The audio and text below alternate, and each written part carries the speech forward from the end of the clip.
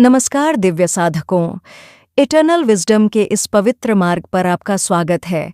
पिछले भाग में हमने जाना कैसे देवताओं का प्राकट्य हुआ और क्यों शिव सृष्टि के प्रथम गुरु कहलाते हैं।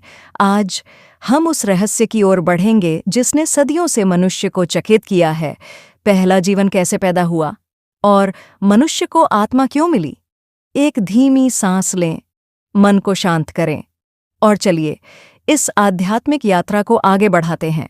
सृष्टि अभी भी नवजात थी, तत्व बन चुके थे, ऊर्जा का विस्तार हो रहा था और देवता अपनी अपनी शक्तियों के साथ संतुलन सीख रहे थे।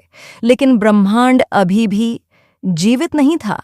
शिव पुराण कहता है, जब तक चेतना शरीर में प्रवेश न करे तब तक वह जीव नहीं कहलाता।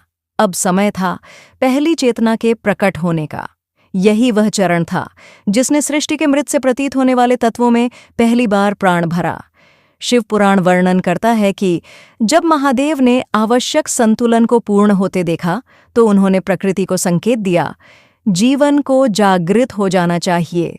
उसी क्षण एक सूक्ष्म चमकीली ऊर्जा प्रकट हुई जिसे रुद्र रूप में प्राण शक्ति कहा गया है।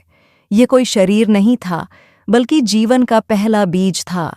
धीरे धीरे यह प्राण शक्ति 5 भौतिक तत्वों में फैलने लगी। जल में गति आई, वायु में स्पंदन पैदा हुआ, अग्नि के भीतर ताप बढ़ा, पृथ्वी ने जीवन अंकुरण की क्षमता धारण की, आकाश ने सभी को स्थान दिया। यही वह क्षण था जहां पहला सूक्ष्म जीवन जन्मा। शिवपुराण इसे जीव सूक्ष्म या अति सूक्ष्म चेतना कहता है। यह किसी जीव की तरह नहीं था, लेकिन जीवन की शुरुआत थी। प्राण शक्ति के फैलने के बाद सबसे पहले पृथ्वी में एक सूक्ष्म परिवर्तन हुआ। जल, मिट्टी और सूर्य की ऊर्जा ने एक साथ मिलकर वनस्पति जीवन को जन्म दिया। यही कारण है कि शिव पुराण कहता है, पेड़ पौधे धरती पर जीवन का प्रथम स्वरूप है। वे स्थिर थे, निर्मल थे और प्रकृति के सीधे संपर्क में थे। इसीलिए वनस्पति को सजीव माना जाता है। यह जीवन का प्रथम अध्याय था। अब जीवन स्थिर नहीं रहा, यह फैलना चाहता था, विकसित होना चाहता था। शिव पुराण कहता है, प्रकृति निरंतर परिवर्तनशील है। जहां जीवन है वहां विकास अनिवार्य है। इसी विकास के चरण में जल जीवन प्रारंभ हुआ। सूक्ष्म जीवों से लेकर अधिक जटिल जीवधारियां पैदा हुईं। फिर जल से थल पर जीवन आया, रेंगने वाले जीव उत्पन्न हुए, फिर पक्षी, फिर विविध जीव जंतु। सृष्टि अब जीवंत थी, गतिमान थी और विकसित हो रही थी। लेकिन अभी एक अंतिम अध्याय बाकी था, मनुष्य का जन्म।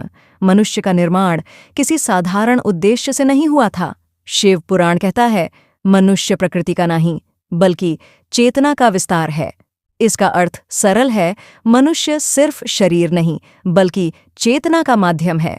मनुष्य को आत्मा इसलिए मिली, एक, क्योंकि मनुष्य को विवेक दिया गया, दूसरे जीव प्रकृति से चलते हैं, मनुष्य सत्य की तलाश से। 2, क्योंकि मनुष्य को कर्म चुनने की क्षमता है, यही उसे देवताओं से भी अद्वितीय बनाता है। 3, क्योंकि मनुष्य ज्ञान का वाहक है, ज्ञान केवल वही ढो सकता है जिसमें आत्मा की ज्योति हो। 4, क्योंकि मनुष्य को मोक्ष का अधिकार है और मोक्ष केवल आत्मा को मिलता है, शरीर को नहीं। मनुष्य का जन्म दंड नहीं, दिया हुआ अवसर है। अब प्रश्न यह है, मनुष्य का शिव से संबंध क्या है? शिव पुराण उत्तर देता है, आत्मा शिव की ज्योति का अंश है। इसलिए शिव ही प्रथम मूल हैं। आत्मा उन्हीं का प्रकाश है और मनुष्य वह दीपक है जिसमें यह प्रकाश चमकता है। इसीलिए कहा जाता है, शिवोहम, आई एम शिवा। यह अहंकार नहीं, सत्य की अनुभूति है। आज हमने जाना जीवन कैसे पैदा हुआ, वनस्पति और जीवों की उत्पत्ति, मनुष्य को आत्मा क्यों मिली और आत्मा का शिव से संबंध। अगले भाग में हम एक और गहरे रहस्य की ओर बढ़ेंगे।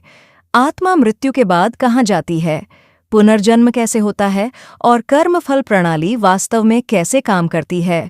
हम इस एपिसोड को ओम नमः शिवाय के पवित्र कंपन के साथ समाप्त करते हैं।